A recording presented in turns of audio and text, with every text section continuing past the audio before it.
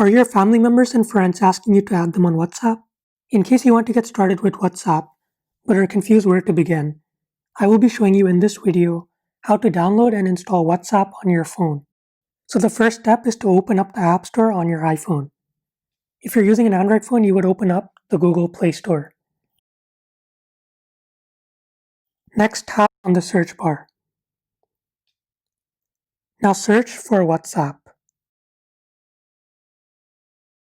Now tap on the install button to install WhatsApp to your phone.